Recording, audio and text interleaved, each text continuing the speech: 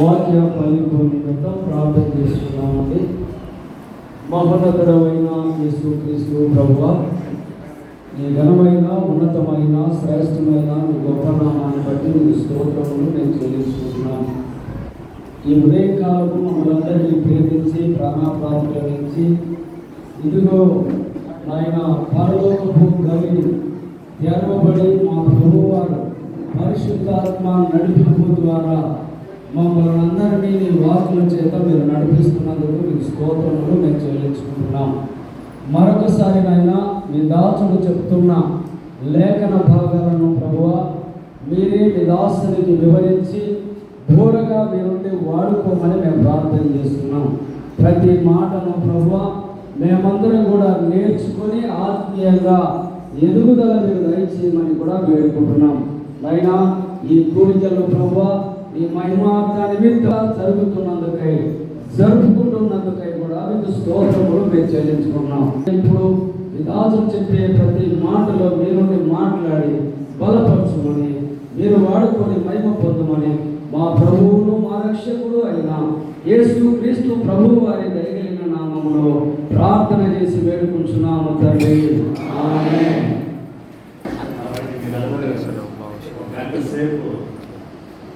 ఈ యొక్క అటెన్షన్ మొత్తము దేవుని యొక్క వాక్యం మీద ఉంచండి. ఈరోజు కొద్దిసేపు విప్లవం గురించి మనం చూద్దాం. విప్లవం ట్రినిటీ క్రైస్తవ పునాది సత్యాల్లో ఇది చాలా ముఖ్యమైన దైవిక విప్లవం. నిన్న మనం దేవుని స్వభావం ఏమిటి అని మనం చూసాం. దేవుడు సర్వజ్ఞుడు, సర్వాంతర్యామి, సర్వశక్తిమంతుడు అన్న సత్యాలు మనం చూసాం. అయితే దేవుని యొక్క వ్యక్తిత్వం ఏమిటి అన్నది కూడా మనం చూడాలి. దేవుడిలో ముగ్గురు వ్యక్తులు ఉన్నారు. దేవుడు ఒకడే, కానీ దేవుడిలో ముగ్గురు వ్యక్తులు ఉన్నారు. ఆ ముగ్గురు పేర్లంటే తండ్రి, కుమారుడు, పరిశుద్ధాత్మ. చాలా మందికి ఈ సత్యం అర్థం కాదు. వాళ్ళు ముఖ్యంగా ముస్లింలు ఏమంటారంటే ఈ క్రైస్తవులు వాళ్ళు విగ్రహారాధికులాగా ముగ్గురు దేవుళ్ళని పూజిస్తున్నారు అంట. అదేవిధంగా యూదులు క్రైస్తవులు ముగ్గురు దేవుళ్ళను సృష్టించారు. పాత నిబంధనలో ఒక్క దేవుడే ఉన్నాడు అంట. యెహోవా సాక్షులై ఉన్నాం, యెహోవా విట్నెసెస్. వారు కూడా ఈ క్రైస్తవులు మరి ముగ్గురు దేవుళ్ళను సృష్టించారు అంటారు. అయితే మనము ముగ్గురు దేవుళ్ళను నమ్మటం, మనం నమ్మేది ఒక్క దేవుడే. ఒక్క దేవుడే, కానీ ఆయనలో ముగ్గురు వ్యక్తులు ఉన్నారు. ఎఫెసీ పత్రిక 4:4 చూడండి. ప్రభువు ఒక్కడే, విశ్వాసం ఒక్కటే, బాప్తిస్మం ఒక్కటే, అందరికీ తండ్రి అయిన దేవుడు ఒక్కటే. కాబట్టి అది ఒక మంచి స్టేట్మెంట్. క్రైస్తవ్యం అంటే ఏంటి? ప్రభువు ఒక్కడే, విశ్వాసము ఒక్కటే. 4 సార్లు విశ్వాసం ఒక్కసారి ఒకటే విశ్వాసం. బాప్తిసం ఒకటే, 4 సార్లు బాప్తిసాలు తీసుకోవచ్చు. ఒక్క బాప్తిసం తీసుకుంటాం. అదేవిధంగా అందరికీ తండ్రి అయిన దేవుడు కూడా ఒక్కడే. ఆ దేవునిలో ముగ్గురు వ్యక్తులు ఉన్నారు. దేవుని లాంటి వ్యక్తి మరొకడు లేడు. నిన్న మనం చూసాం. దేవుడు మీరు తిరగబాకండి, కూర్చోండి, అది పెట్టే చాలు, కూర్చోండి, డిస్టర్బెన్స్ ఉండదు. కాబట్టి ఈ దేవుని యొక్క స్వభావాన్ని ఎవరితో మనం పోల్చలేము. ఎందుకంటే దేవుడు లాంటి వ్యక్తి మరొకరు లేడు. దేవుడు అనంతమైన వాడు, ఇంకా ఏ వ్యక్తి అనంతమైన వాడు. దేవుడు నిత్యుడైన వాడు, ఇంకా ఏ వ్యక్తి నిత్యుడైన వాడు. దేవుడు పరిశుద్ధుడు, ఇంకా ఏ వ్యక్తి పరిశుద్ధుడు. దేవుడు ప్రేమయే ఉన్నాడు, ఇంకా ఏ వ్యక్తి దేవుని వలె పరిపూర్ణమైన ప్రేమ కలిగిన వాడు. కాబట్టి దేవుణ్ణి ఇంకా ఏ వస్తువుతో ఏ వ్యక్తితో మనం పోల్చలేము.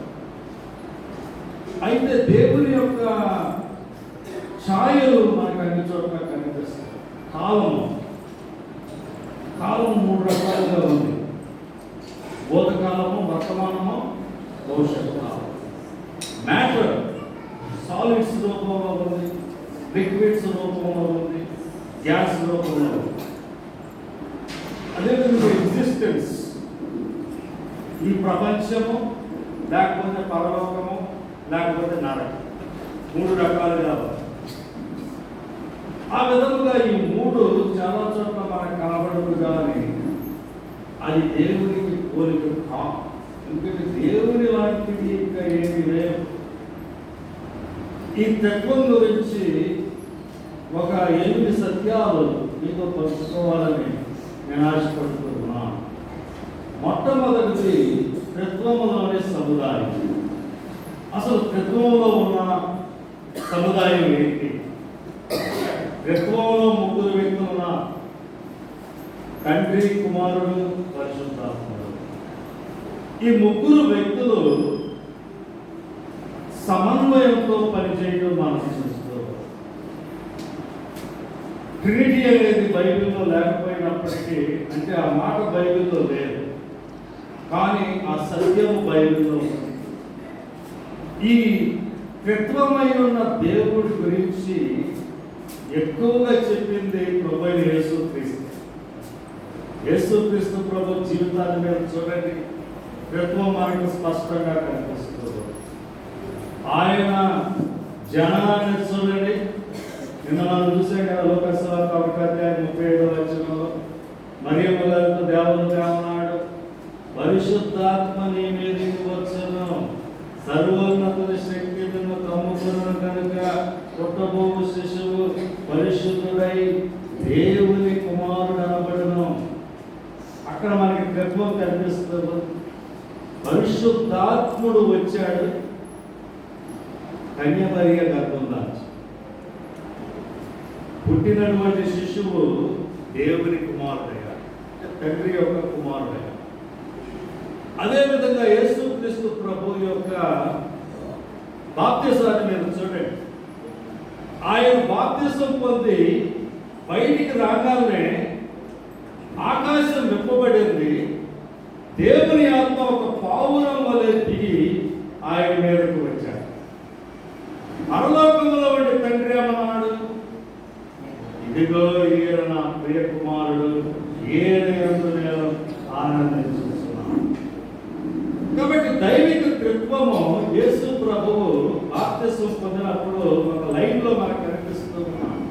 కుమారుడు అక్కడ నీళ్ళల్లో ఉంటే పరిశుద్ధాత్ముడు మధ్యలో ఒక పావురం లాగా ఉన్నాడు.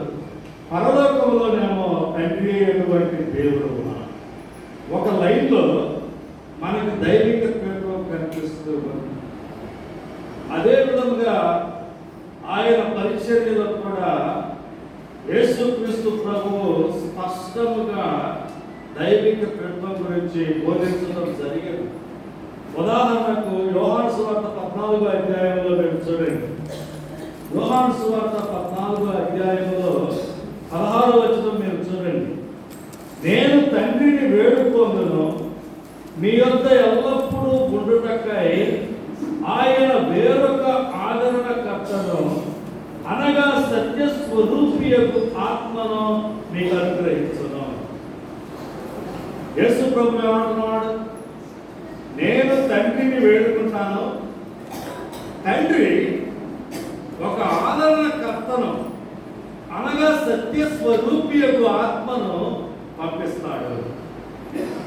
ఆయన మాటల్లో దైవిక తత్వం మనకి స్పష్టంగా కనిపిస్తాం.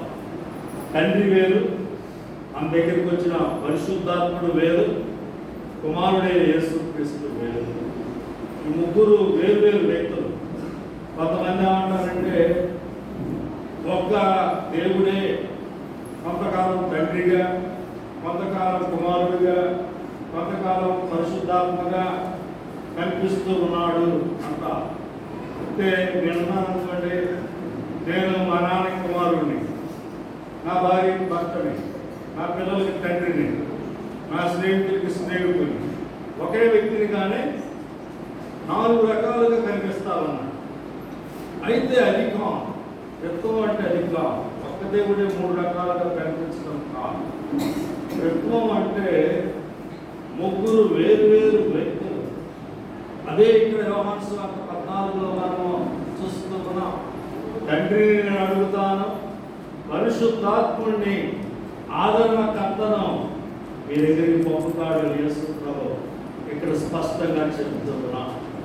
గ్రేట్ కమిషన్లో కూడా చూడండి. అంటే యేసు ప్రభువు చివరిగా ఇచ్చినటువంటి ఆజ్ఞ ఏంటి? మీరు సర్వలోకములకు వెళ్ళే సర్వ సృష్టికి సువార్తను ప్రకటించుడి, నమ్మిన వారికి తండ్రి యొక్కయు కుమారుని యొక్కయు పరిశుద్ధాత్మ యొక్కయు నామములోనికి బాప్తిస్మం ఇవ్వండి అన్నారు. ముగ్గురు, తండ్రి, కుమారుడు, పరిశుద్ధాత్మ, ముగ్గురి పేరు మీద, అంటే ఒక పేరు మీద, ముగ్గురు పేర్లు లేదా, ముగ్గురు పేరు మీద మనం బాప్తిస్మం తీసుకుంటున్నాం. కాబట్టి ప్రభువైన యేసుక్రీస్తు స్పష్టంగా దైవిక త్రిత్వం గురించి మనకు బోధించారు. ఆయన యొక్క అపోస్తలులను కూడా మీరు గమనించారు. అపోస్తలులు కూడా స్పష్టంగా దైవిక త్రిత్వం గురించి బోధించారు. మీరు ఫర్ ఎగ్జాంపుల్ 2వ కొరింథీయులకు రాసిన పత్రిక 13వ అధ్యాయం చూడండి.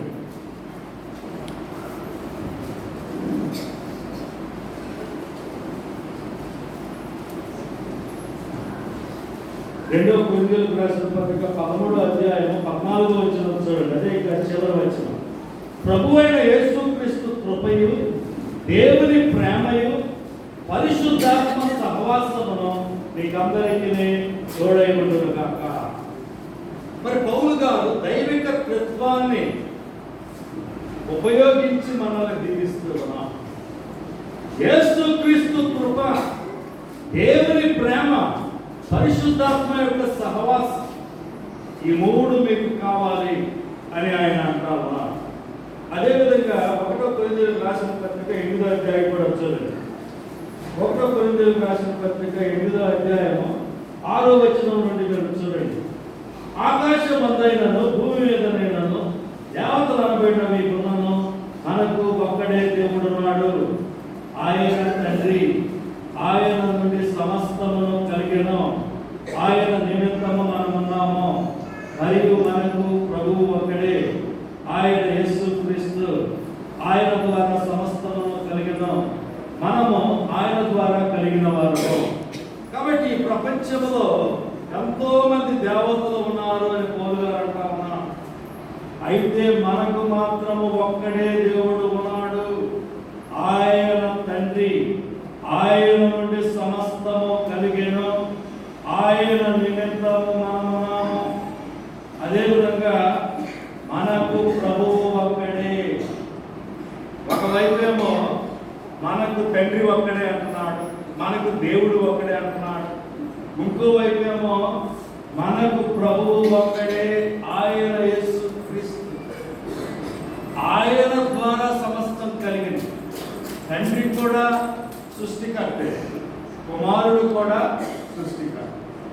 కాబట్టి ఇక్కడ మోనోథియిజం అంటే దేవుడు ఒక్కడే అన్న సత్యాన్ని పౌలు గారు చెబుతూనే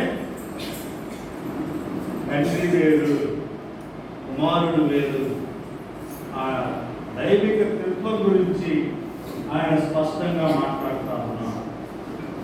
దైవిక త్రిత్వము మరి యేసుక్రీస్తు ప్రభు యొక్క మానవత్వంలో కూడా మనకు కనిపిస్తూ ఫిలిప్పీయులకు రాసిన పత్రిక 2వ అధ్యాయంలో కూడా మీరు చూడండి. మనందరికీ తెలిసినటువంటి వాక్య భాగమే. ఫిలిప్పీయులకు రాసిన పత్రిక 2వ అధ్యాయంలో ఏమంటా ఉన్నాడంటే 6వ వచనంలో మీరు చూడండి. ఆయన దేవుని స్వరూపము కలిగిన వాడైనటువంటి దేవునితో సమానముగా ఉండుట విడిచిపెట్టకూడని భాగ్యమని ఎంచుకొనలేదు, కానీ మనుషుల పోలికగా పుట్టి దాసుని స్వరూపము ధరించుకొని తను తానే రిక్తునిగా చేసుకున్నాను. కాబట్టి ఇక్కడ పౌలు గారు ఏమంటా ఉన్నాడు, ఈ యేసుక్రీస్తు ఆయన దేవుని స్వరూపము కలిగిన వాడైనప్పటికీ, దేవునితో సమానముగా ఉన్నవాడైనప్పటికీ ఆయన మనుష్యుల పోలికగా పుట్టాడు, దాసుని స్వరూపము ధరించుకున్నాడు. దేవునితో సమానముగా ఉన్నవాడు అంటే అక్కడ ఇద్దరు వ్యక్తులు ఉన్నాయి. అదేవిధంగా మీరు కిందకి వెళ్తే 10వ వచనంలో చూడండి. అందుచేతను పరలోకమందున్న వారిలో కానీ, భూమి మీద ఉన్న వారిలో కానీ, భూమి కింద ఉన్న వారిలో కానీ ప్రతి వాని మోకాలను యేసు నామమున పొందునట్లును, ప్రతి వాని నాలుకై తండ్రి అయిన దేవుని మహిమాంతమై యేసుక్రీస్తు ప్రభువు అని ఒప్పుకొనున్నట్లు. కాబట్టి తండ్రి అయిన దేవుని మహిమాంతము యేసుక్రీస్తు ప్రభువు ఆయన హెచ్చరించబడ్డాడు. పౌలు గారి ఇక్కడ కూడా తండ్రి వేరు, కుమారుడు వేరు అనే సత్యాన్ని మనకి బోధిస్తూ ఉన్నాము. మన రక్షణలో కూడా దైవిక త్రిత్వం ఉంది. 2వ కొరింథీయులకు రాసిన పత్రిక 1వ అధ్యాయంలో చూడండి. 2వ కొరింథీయులకు రాసిన పత్రిక 1వ అధ్యాయము 21వ వచనంలో చూడండి.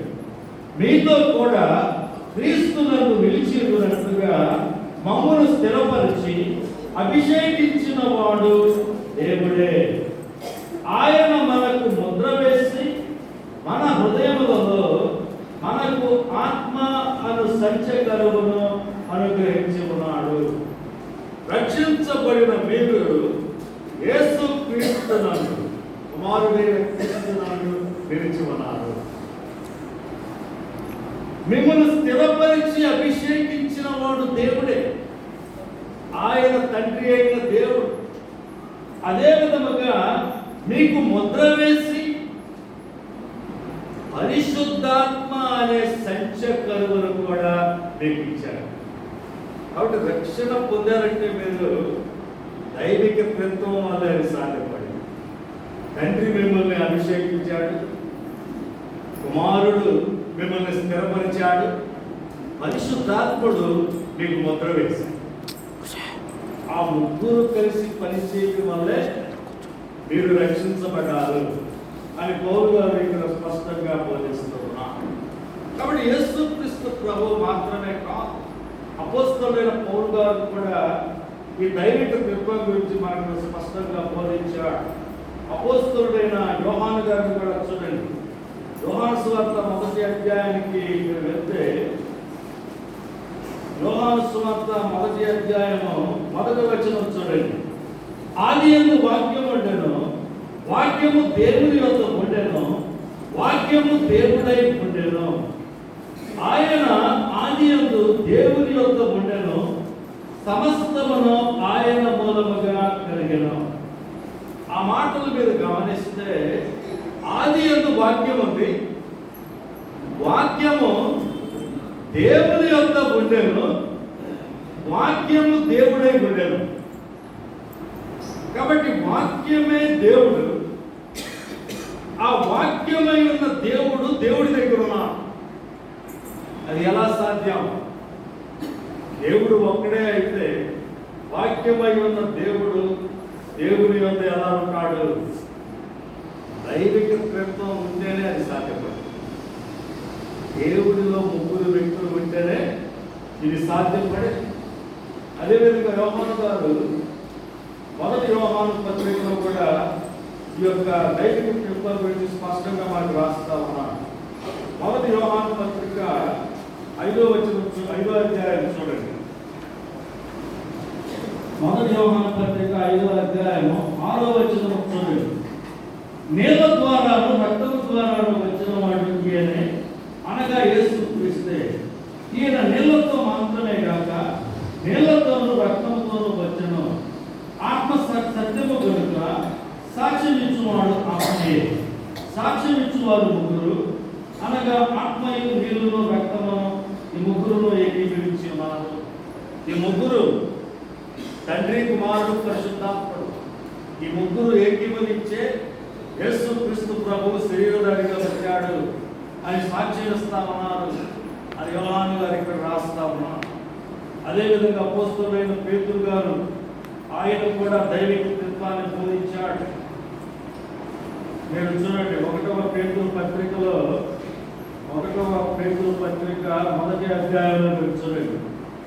యేసు క్రీస్తు అపోస్తలుడైన పేతురు తండ్రి అయిన దేవుని భవిష్యత్ జ్ఞానమును బట్టి ఆత్మ వలన పరిశుద్ధత పొందిన వారై విధేయులగుటకు యేసు క్రీస్తు రక్తము వలన ప్రోక్షింపబడుటకు. పేతురు గారు ఆయన పత్రికను ఏ విధంగా మొదలు పెడతా ఉన్నాడు? తండ్రి అయిన దేవుని భవిష్యత్ జ్ఞానమును బట్టి పరిశుద్ధాత్మ వలన పరిశుద్ధత పొందిన వారై యేసుక్రీస్తు రక్తము వలన కడుగబడిన వారు. దైవిక త్రిత్వం అక్కడ మనకు కనిపిస్తాం. తండ్రి అయిన దేవుడు భవిష్యత్ కాలాన్ని బట్టి మిమ్మల్ని ఎన్నుకున్నాం. కుమారుడైన యేసుక్రీస్తు తన రక్తాన్ని చిందించి మిమ్మల్ని విమోచించాడు. పరిశుద్ధాత్ముడు మిమ్మల్ని పరిశుద్ధపరిచి దేవుని యొక్క ఉంచాడు. కాబట్టి దైవిక తత్వము పేతురు గారి పత్రికల్లో కూడా మనకు కనిపిస్తుంది. మనకు స్పష్టంగా యేసు క్రీస్తు ప్రభువు ఆయన అపోస్తలులు దైవిక తత్వం గురించి బోధించాలని అర్థమవుతారు. ఇది క్రైస్తవులు కనిపెట్టింది. పాత నిబంధనలో కూడా దైవిక తత్వం ఉంది. ఉదాహరణకు మీరు ఆదికాండం 1వ అధ్యాయం 1వ వచనం చూస్తే అక్కడ ఏమనుంటుంది? దేవుడు భూమి ఆకాశములను సృజించాడు. మీరు చూడండి, ఆదికాండము 1వ అధ్యాయము 1వ వచనం. ఆదియందు దేవుడు భూమి ఆకాశములను సృజించెను. హెబ్రీ భాషలో ఇక్కడ దేవుడు అంటే ఎలోహీం అనే మాట వాడారు. ఎలో అంటేనేమో ఏకవచనము, ఎలోహీం అంటేనేమో బహువచనం. దేవుడికి ఇక్కడ బహువచనాన్ని వాడాడు. అదేవిధంగా 26వ వచనంలో మీరు చూడండి, దేవుడు మన స్వరూపమందు మన పోలిక చొప్పున నరులను చేయడం అంటున్నాం. దేవుడు ఆయనతో మాట్లాడుతూ ఆయన ఏమంటా ఉన్నాడు? మన స్వరూపమందు మన పోలిక చొప్పున నరులను చేద్దామంటా ఉన్నాం. అదే విధముగా మీరు నిర్గమాకాండము 20వ అధ్యాయంలో మీరు చూస్తే అక్కడ దేవుడు ఏమంటాడంటే, నీ దేవుడునైన యెహోవాను నేనే, నేను తప్ప వేరొక దేవుడు నీకు ఉండకూడదు. ఇక్కడ కూడా హెబ్రీ భాషలో ఎలోహీం అనేటటువంటి మాట వాడారు. అంటే ఒక బహువచనం అక్కడ వాడారు. ద్వితీయోపదేశకాండం 6వ అధ్యాయంలో కూడా మీరు చూస్తే అక్కడ కూడా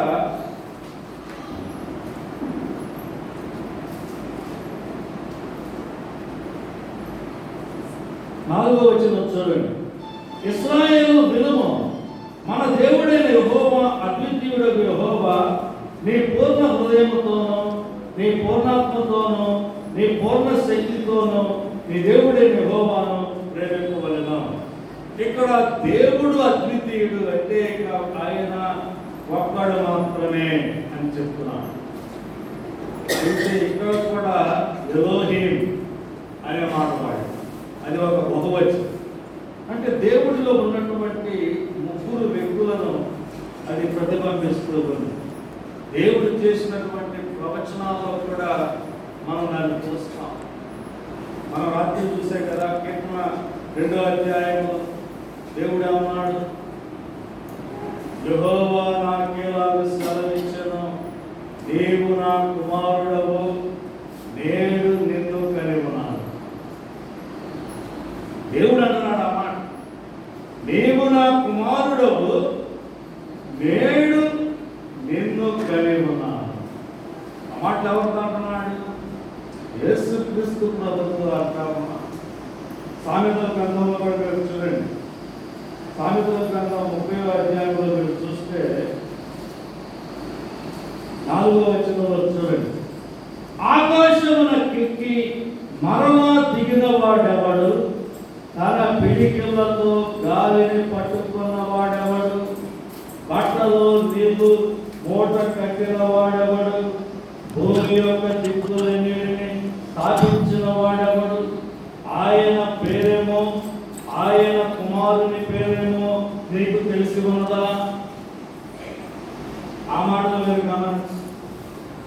ఆయన పేరేమో, ఆయన కుమారుని పేరేమో నీకు తెలిసి ఉన్నదా? కాబట్టి దేవుడికి ఒక కుమారుడు ఉన్నాడు అన్న సత్యము పాత నిబంధనలో కూడా ఇది రాయబడి, దానియేలు గ్రంథంలో మీరు చూస్తే రాజైన నెబుకద్నెజరు ముగ్గురు హెబ్రీ యువకులను అగ్నిగుండంలో వేశాడు. అప్పుడు నెబుకద్నెజరు ఆశ్చర్యపోయాడు.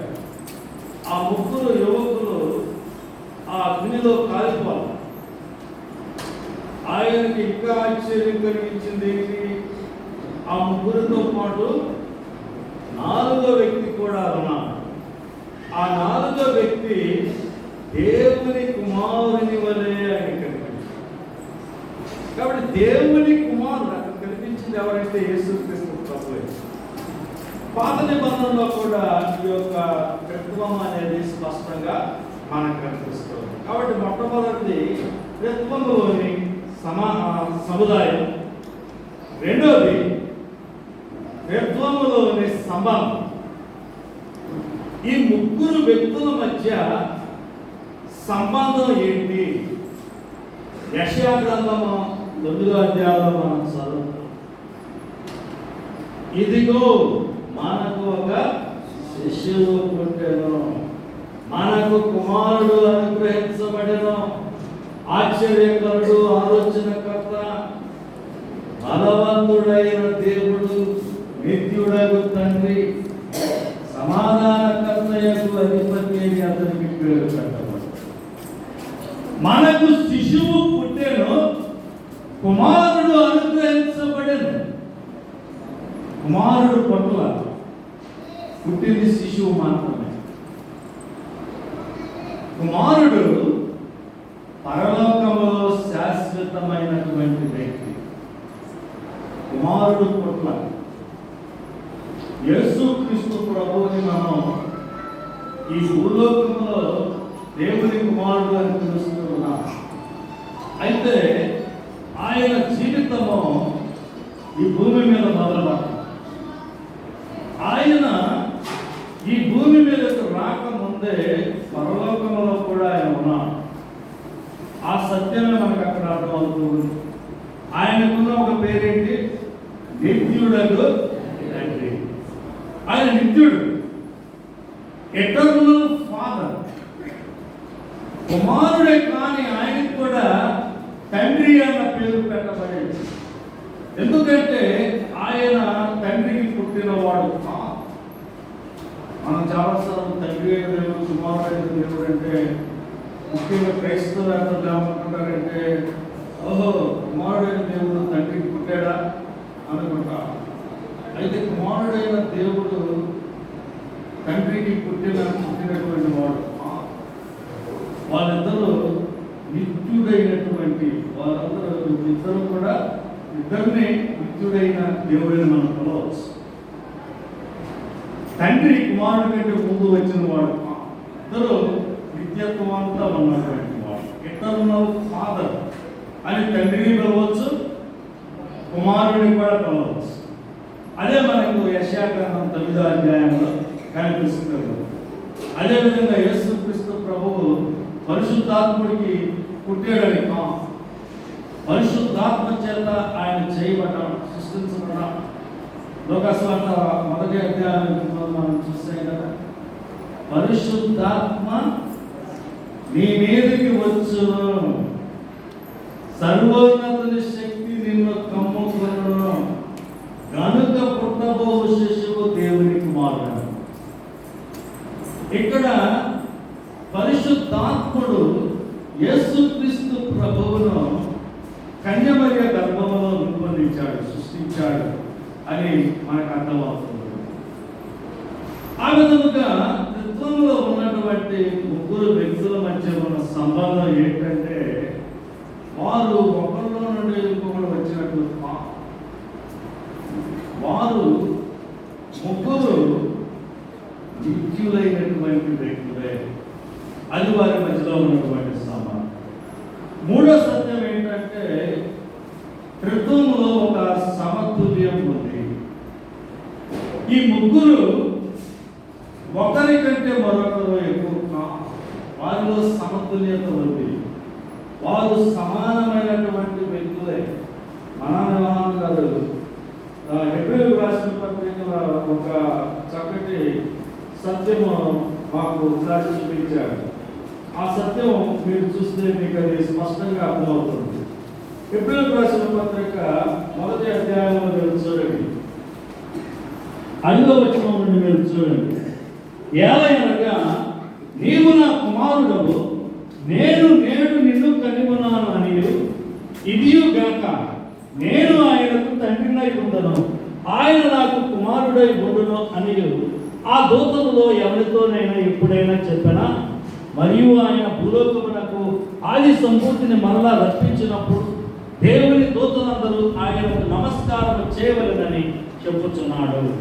తన దూతలను వాయువులుగాను తన సేవకులను అగ్ని జ్వాలలుగాను చేసుకున్నవాడు అని తన దూతలను గురించి చెప్పుచున్నాడు. కానీ తన కుమారుని గురించి అయితే, దేవా నీ సింహాసనము నిరంతరము నిలుచున్నది, నీ రాజదండము న్యాయార్థమైనది, నీవు నీతిని ప్రేమించితివి, దుర్నీతిని ద్వేషించితివి, అందుచేత దేవుడు నీ తోడి వారి కంటే నిన్ను హెచ్చించున్నట్లుగా ఆనంద తైలముతో అభిషేకించడం. ఇక్కడ మీరు గమనిస్తే తండ్రి అయిన దేవుడు కుమారుడిని ఏమని పిలుస్తున్నాడు?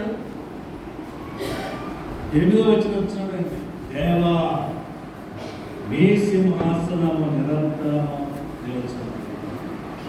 దేవుడు ఎప్పుడైనా మరొక వ్యక్తిని దేవాన్ని పిలుస్తాడా? దేవుడు ఎప్పుడైనా ఒక మనిషిని దేవాన్ని పిలుస్తాడా? దేవుడు ఎప్పుడైనా ఒక ప్రవక్తను, ఒక దేవదూతను దేవాన్ని పిలుస్తాడా? ఎప్పుడు. అయితే కుమారుడిని మాత్రం దేవా అని పిలుస్తాడు. తండ్రి అయిన దేవుడు కుమారుడైన దేవుడిని దేవా అని పిలుస్తున్నాడు. కాబట్టి ఈ త్రిత్వములోని ముగ్గురు వ్యక్తులు వారు సమానమైనటువంటి వ్యక్తులు అని మనకు అర్థమవుతుంది. ఆ తర్వాత త్రిత్వములో ఉన్నటువంటి సమైక్యం. ఈ ముగ్గురు వ్యక్తులు 3 హెడ్ క్వార్టర్లు పట్టుకోవాలి, 3 దిక్కులు. వారిలో సమైక్యత ఉంది. వారు ఒక్కరిగా పనిచేస్తూ ఉన్నారు. కీర్తనల గ్రంథము ఆది కాండము 2వ అధ్యాయంలో మీరు చూడండి. ఈ కాన్సెప్ట్ మీకు అర్థం కావాలంటే ఇది ఒక చక్కటి ఇలస్ట్రేషన్ గా మీకు పనికొస్తుంది. ఆది కాండము 2వ అధ్యాయము 24వ వచనంలో మీరు చూడండి. కాబట్టి పురుషుడు తన తండ్రిని తన తల్లిని విడిచి తన భార్యను హత్తుకొను, వారు ఏక శరీరమై పొందురు. ఇద్దరు భార్యాభర్తలు 2 శరీరాలు, కానీ వారు వివాహం చేసుకున్నప్పుడు వారు ఒక శరీరం అయిపోతారు. ఆ ఒక్క శరీరంలో 2 ఆత్మలు, ఒక్క శరీరంలో 2 ఆత్మలు. కాబట్టి అది మనం మరీ వింతగా చూడాల్సినటువంటి విషయం. మనం ఒక శరీరంలో ఒకే ఆత్మ ఉండాలి, దానికి మనం అలవాటు పడిపోయాం. కానీ భార్య భర్తలు ఒక చోటకు వచ్చి ఒక శరీరం అయిపోయినప్పుడు వారిలో ఒక్క శరీరంలో 2 ఆత్మలు ఉన్నాయి. అదేవిధంగా దేవుడు ఒక్కడైనప్పటికీ ఆయనలో 3 వ్యక్తులు ఉన్నారు. భారతదేశంలో 5 రాష్ట్రాలు ఉన్నాయి.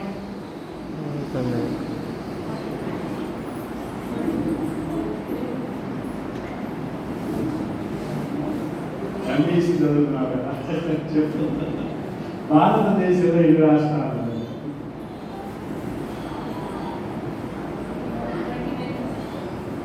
యాక్చువల్గా 28 ఒకసారి వెరిఫై చేయండి. భారతదేశంలో 28 రాష్ట్రాలు ఉన్నాయి. అయినప్పటికీ భారతదేశాన్ని ఒక సమైక్య దేశం అని మనం అంటున్నాం, అవునా కాదు? అదే కనుక భారతదేశంలో ఒకే ఒక రాష్ట్రం ఉందనుకోండి, మనం ఏమనుకుంటాం? భారతదేశంలో ఒక రాష్ట్రమే ఉండాలి, ఏ దేశంలో అయినా ఒక రాష్ట్రమే ఉండాలనుకుంటాం.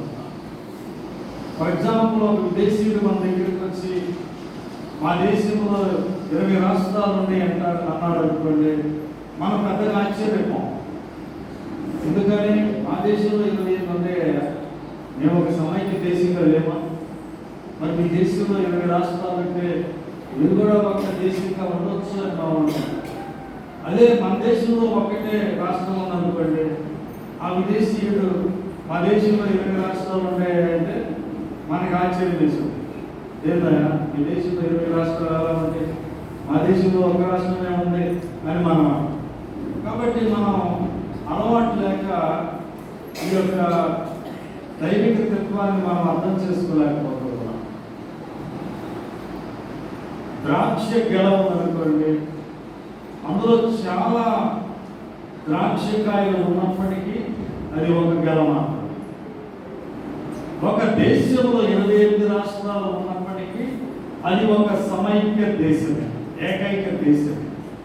అదే విధముగా దేవునిలో 3 వ్యక్తులు ఉన్నప్పటికీ ఆయన ఒక్క దేవుడే. కాబట్టి త్రిత్వములో మనకు సమైక్యత కనిపిస్తూ ఉంది. 1వ యోహాను పత్రికలో మనం ఇంతకు ముందు చూసాం. 1వ యోహాను పత్రిక 5వ అధ్యాయంలో మనం ఇంతకు ముందు ఆల్రెడీ చదివాం. అక్కడ మీరు చూడండి 7వ వచనము, సాక్ష్యమిచ్చువారు 3 అనగా ఆత్మయు దేవుని రక్తము, ఈ 3 ఏకీభవించి ఉన్నారు. అక్కడ ఆత్మ ఏమో పరిశుద్ధాత్ముడు, నీళ్ళేమో తండ్రి, రక్తమేమో కుమారుడు. ఈ 3 ఏకీభవించి ఉన్నారు. ఏకీభవించారు, వారిలో సమైక్యత ఉంది. వారిలో ఒక్కరిని చూస్తే మిగిలిన వారిని చూసినట్టు.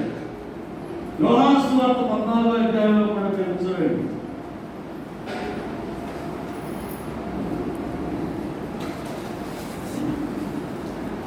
యోహాను సువార్త 14వ అధ్యాయం 8వ వచనంలో మీరు చూడండి.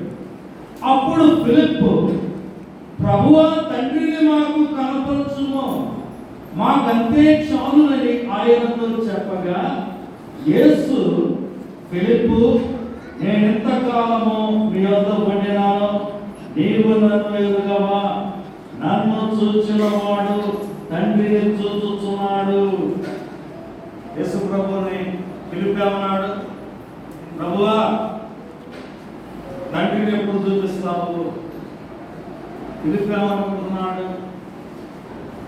యేసు క్రీస్తు ప్రభువు నన్ను తీసుకొని వెళ్ళి తండ్రిని చూపించాలనుకుంటున్నాడు. ఇది యేసు ప్రభు ఏమంటున్నాడు? ఫిలిప్పు, నేను నీ దగ్గర ఎంతకాలం ఉన్నా కానీ నువ్వు నన్ను ఎరుగవా? నన్ను చూచిన వాడు తండ్రిని చూచుచున్నాడు. 11వ వచనం చదివండి. తండ్రి యందు నేను, నా యందు తండ్రియు ఉన్నామని నమ్ముడే. తండ్రి యందు నేనును, నా యందు తండ్రియు ఉన్నాము. అంటే యేసుక్రీస్తు ప్రభువును చూస్తే మీరు తండ్రిని చూసినారు. అదేవిధంగా తండ్రిని చూస్తే యేసుక్రీస్తు ప్రభువును చూసినారు. కాబట్టి ఈ దైవిక తత్వములో సమైక్యత మనకు కనిపిస్తుంది. ఆ తర్వాత దైవిక తత్వములో సంపూర్ణత కూడా ఉంది. అదేంటంటే ఈ ముగ్గురు వ్యక్తులు సంపూర్ణమైనటువంటి వారు, వీళ్ళు అసంపూర్ణమైనటువంటి వారు కాదు. తండ్రి ముందు మనం చూసాం కదా, తండ్రి నిత్యుడైతే కుమారుడు కూడా నిత్యుడే, పరిశుద్ధాత్ముడు కూడా నిత్యుడే. తండ్రి వెలుగు, కుమారుడు కూడా వెలుగు, పరిశుద్ధాత్ముడు కూడా వెలుగు. తండ్రి ప్రేమ, కుమారుడు కూడా ప్రేమయే గుణం, పరిశుద్ధాత్ముడు కూడా ప్రేమయే గుణం. యేసుక్రీస్తు ప్రభు యొక్క మానవ జన్మ కొలస్సీయులకు రాసిన పత్రికలో మనం చూస్తాం. దేవత్వం యొక్క సర్వ పరిపూర్ణత శరీరముగా క్రీస్తునందు నివసించుతున్నది అంటాము. యేసుక్రీస్తు ప్రభువు ఆయన దైవత్వము, ఆయన యొక్క మానవత్వము అది పరిపూర్ణమైనది, పర్ఫెక్ట్. కాబట్టి తండ్రి, కుమారుడు, పరిశుద్ధాత్ముడు ఈ ముగ్గురు పరిపూర్ణమైనటువంటి వ్యక్తులుగా ఈ దైవిక తత్వంలో మనకు కనిపిస్తున్నారు.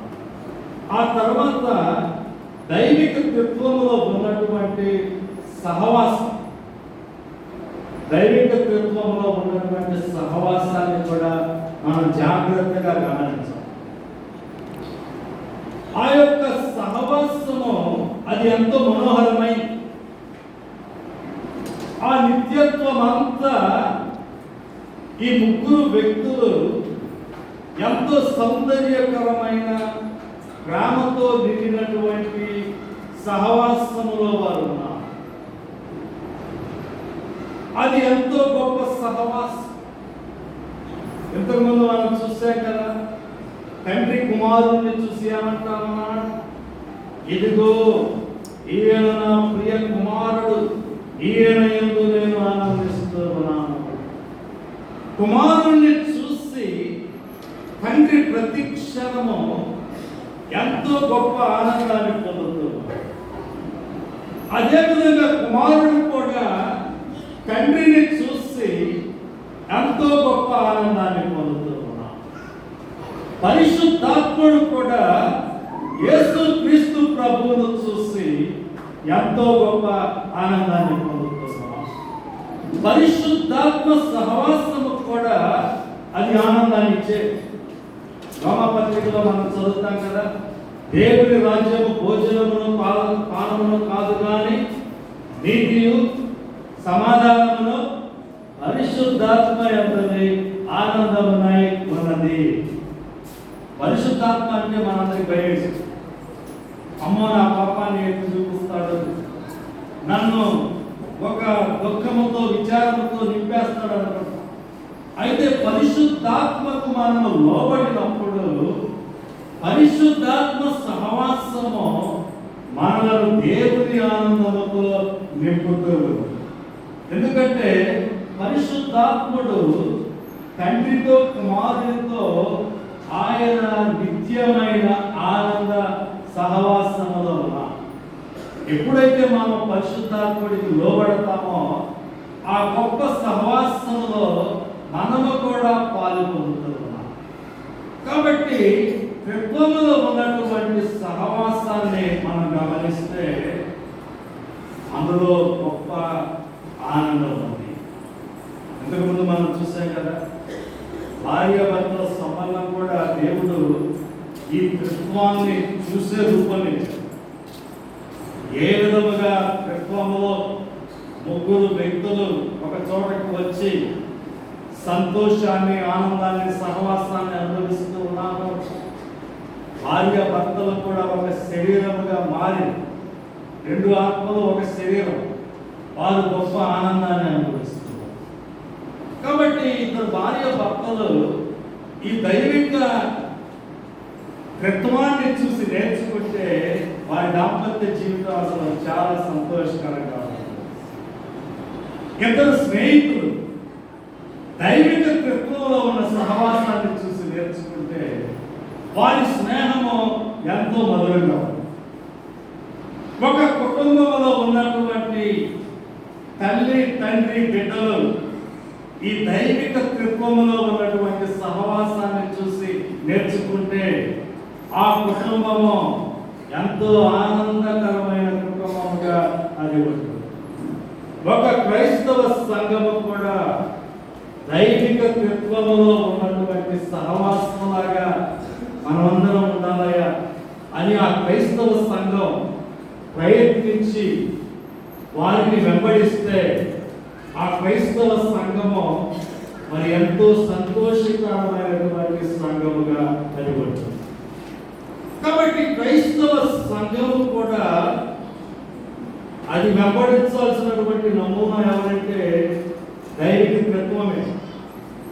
దైవిక తత్వములో ఉన్నటువంటి ఆ గొప్ప సహవాసాన్ని మనం ఎప్పుడు గుర్తుపెట్టుకోవాలి. ఆ తర్వాత మనకి సమయం ఎక్కువ వచ్చింది కాబట్టి నేను ముగిస్తాను. దైవిక తత్వంలో ఉన్నటువంటి సహకారం, దైవిక తత్వంలో ఉన్నటువంటి సహకారాన్ని కూడా మీరు గమనించాలి. వారు ఎప్పుడు కూడా ఒక్కరే పని చేయరు. ముగ్గురు వ్యక్తులు మీరిద్దరు అక్కడ కూర్చున్నాయా, నేను ఈ పని చేసి వస్తాను అని ఎప్పుడు అనుకోరు. ముగ్గురు కలిసే ఏ పనైనా. విశ్వ సృష్టి చూడండి, ఆదికాండం 1వ అధ్యాయంలో అది దైవిక తత్వం. తండ్రి అయిన దేవుడు, కుమారుడైన దేవుడు, పరిశుద్ధాత్మ దేవుడు ముగ్గురు కలిసే ఈ విశ్వాన్ని సృష్టించారు. 1వ అధ్యాయం 26వ వచనం మనం చూసాం. దేవుడు ఏమన్నాడు? మన స్వరూపమందు మన పోలిక చొప్పున నరుని చేద్దాం. ముగ్గురు కలిసే మానవులను సృష్టించారు. అదే విధంగా ఇశ్రాయేలీయుల యొక్క పరిచర్యలో కూడా వారు ముగ్గురు కలిసే పరిచర్య చేశారు.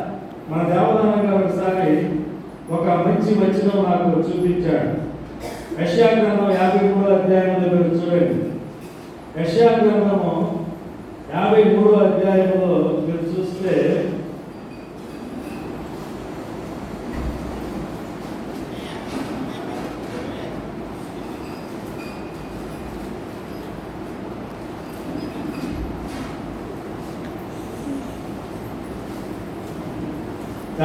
అధ్యాయము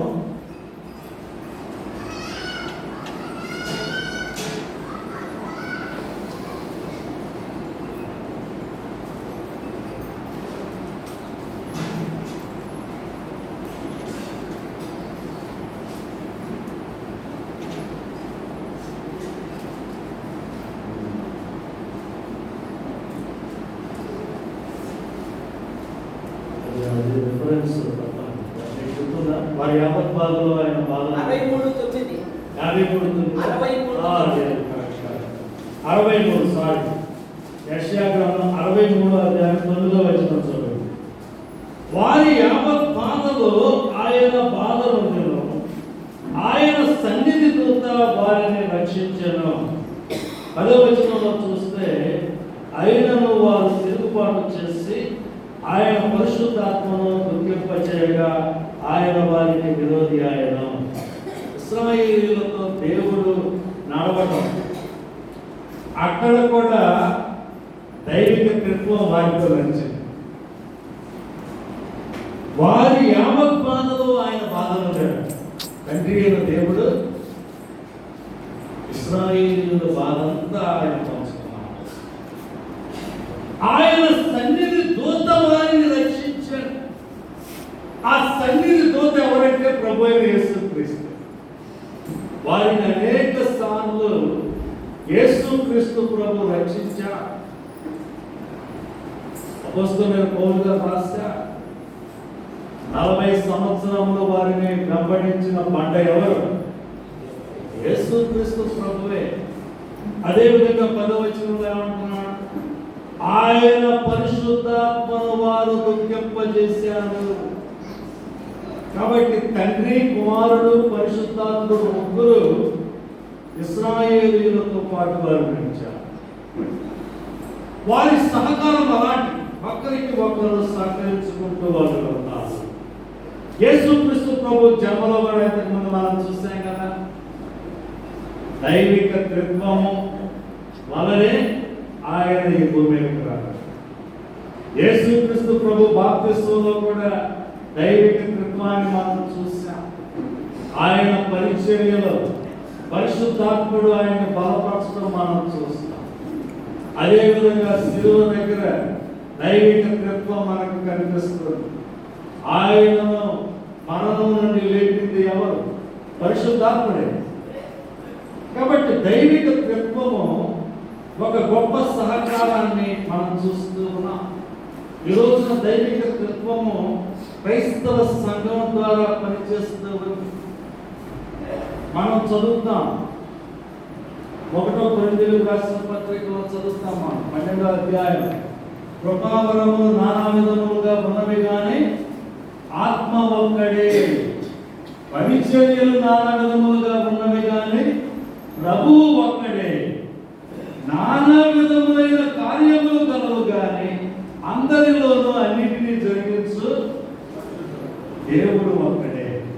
చూసారా? క్రైస్తవ సంఘము ద్వారా కూడా దైవిక త్రిత్వము సహకారంతో పనిచేస్తూ ఉన్నాం. కృపావరములు నానా విధములుగా ఉన్నది కానీ పరిశుద్ధాత్ముడు ఒక్కడే. మనందరికీ రకరకాల గిఫ్ట్లు ఆయనకి ఇచ్చాడు కానీ పరిశుద్ధాత్ముడు ఒక్కడే.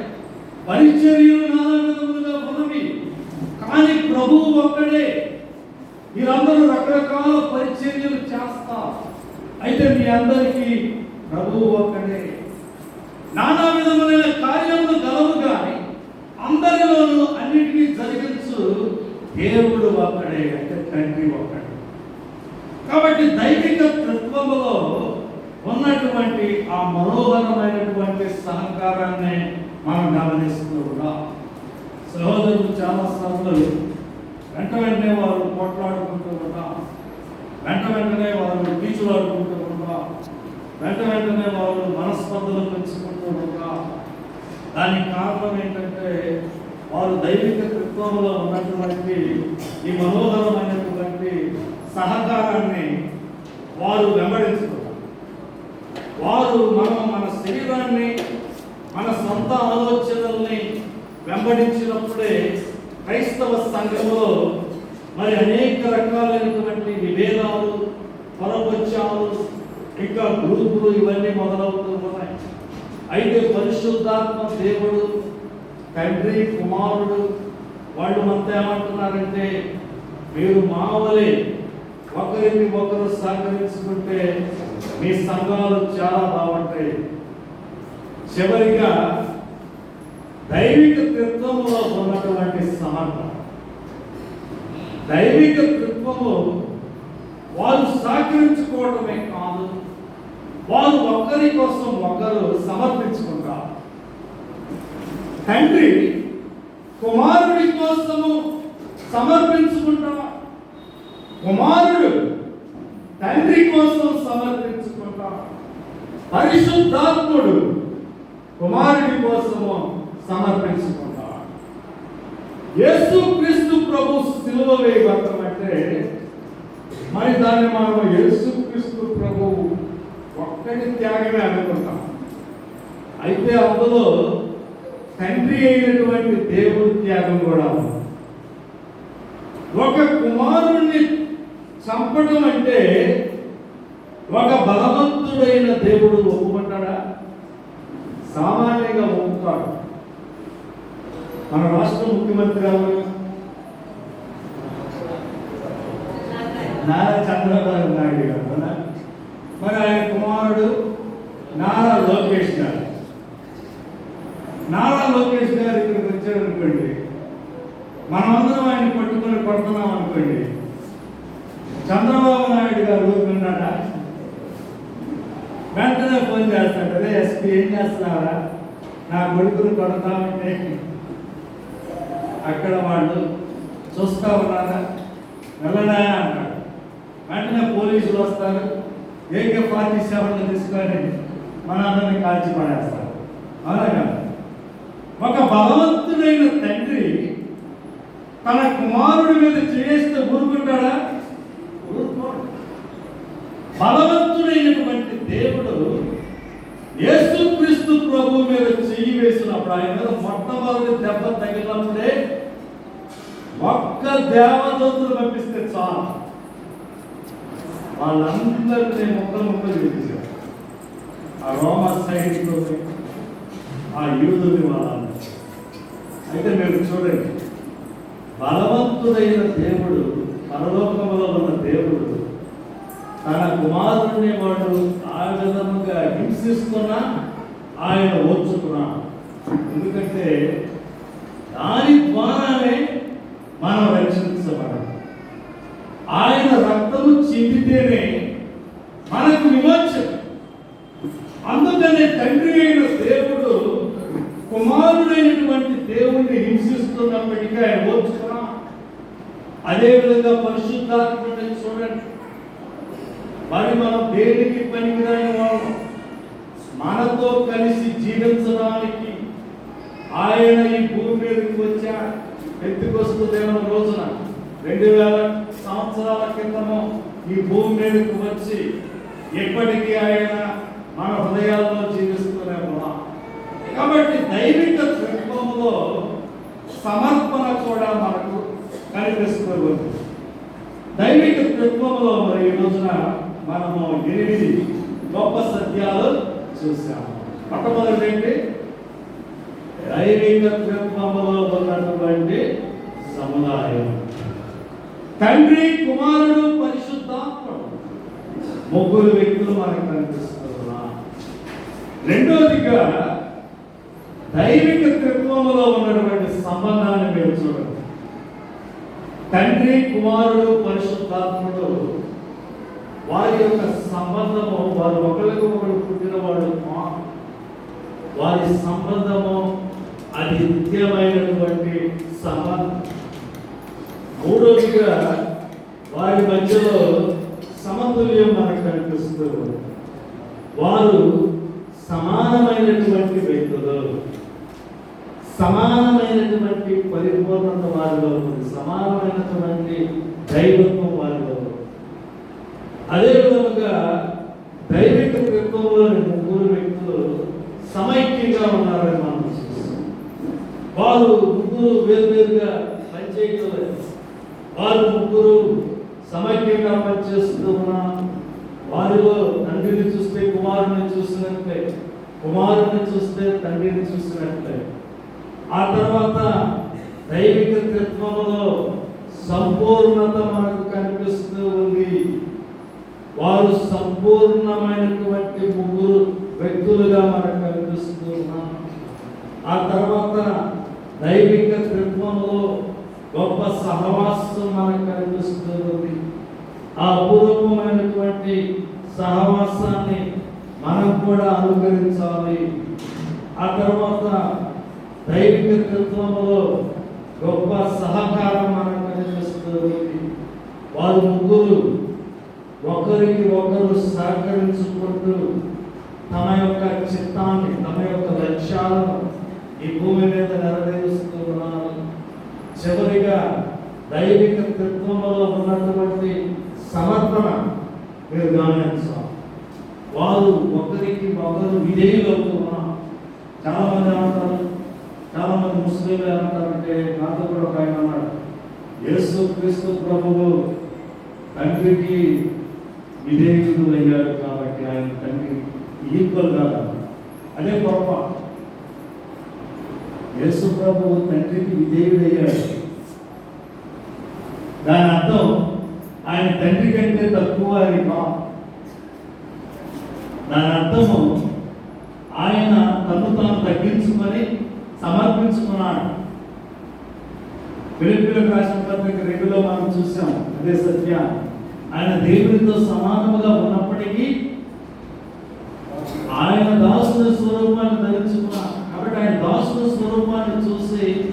ఈయన దేవుడు కాదు అని చాలా మంది ముస్లింలు పొరపాటు పడతారు. అయితే క్రితంలో ఉన్నటువంటి సమర్పణ మనం అర్థం చేసుకోవాలి. ఆ యొక్క గొప్ప సత్యాలు మరి మనలో ప్రతి వ్యక్తిని ఆశీర్వదించాలని నా ప్రార్థన.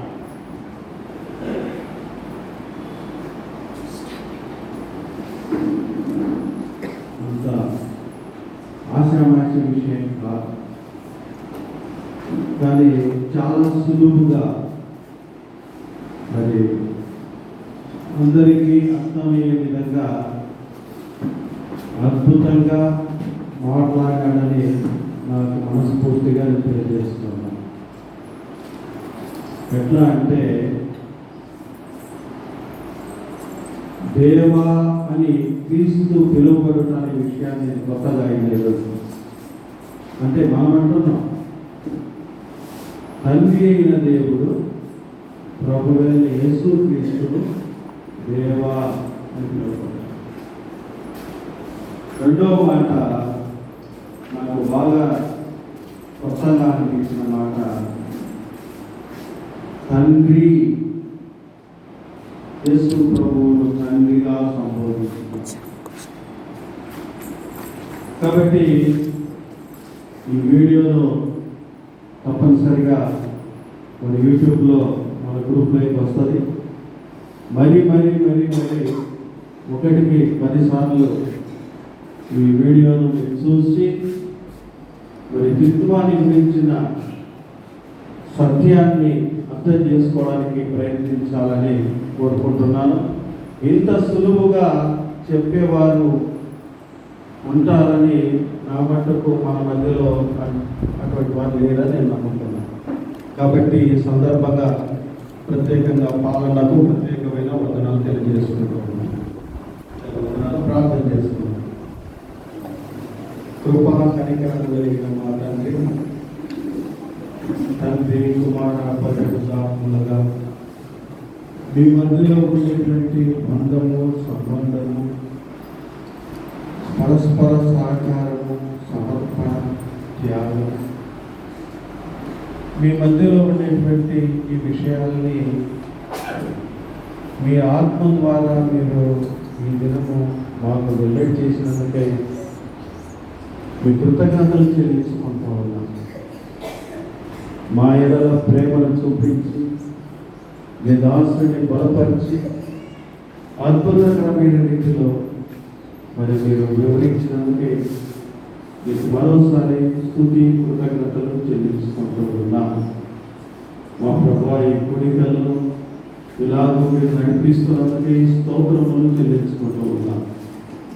ఈరోజు రేపు కూడా ఇలాంటి నూతనమైన మరి పునాది సత్యాలను గురించి మేము ధ్యానిస్తూ మీ వాక్యంలో ఆనందిస్తూ మా హృదయాల్లో మా ప్రభావ స్మరణ చేసుకుంటూ జీవించే ఉపదేశమని ఈ కోరికలు మీరు మాకు అనుగ్రహించినందుకే నీకే కృతజ్ఞతలు చెల్లించుకుంటూ మరి మధ్యాహ్నం 3 గంటల కోరిక కొరకై మమ్మల్ని సిద్ధపరచమని యేసు క్రీస్తు ప్రభువు నామం పేరిట ప్రార్థించి అడిగి వేడుకుంటున్నాము తండ్రి, ఆమేన్.